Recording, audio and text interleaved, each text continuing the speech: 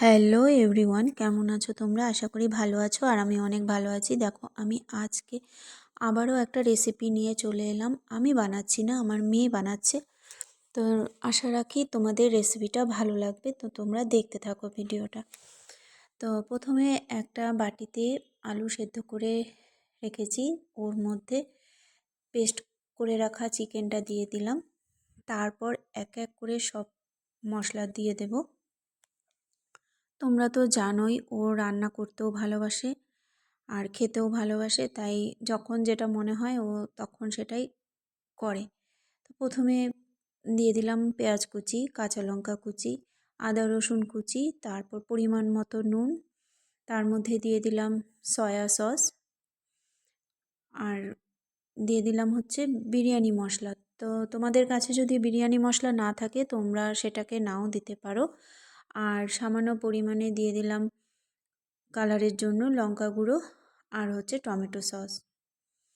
তোমরা সেটাকেও নাও দিতে পারো যদি তোমাদের কাছে না থাকে, দিলে পরে টেস্টটা বেশি বেড়ে যায়।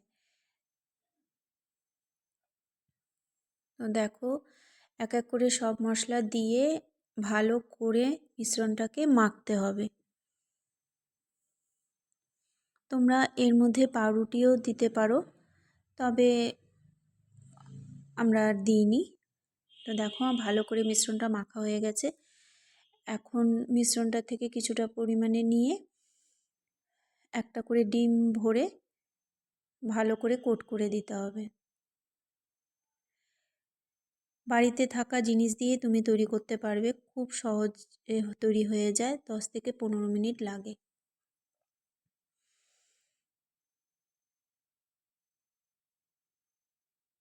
দেখো, ভালো করে কোট করা হয়ে গেছে।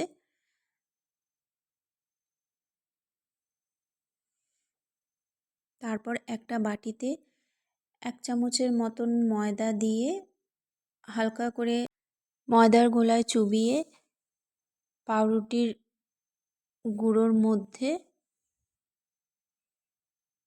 কোট করে এক এক করে ভেজে নিলেই আমাদের তৈরি ডিমের চপ।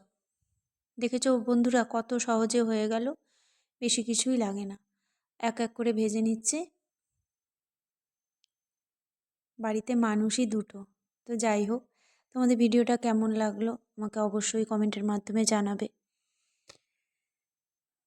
তোমরা যদি কমেন্ট করো আমি ভিডিও দিতে আরও উৎসাহ পাবো।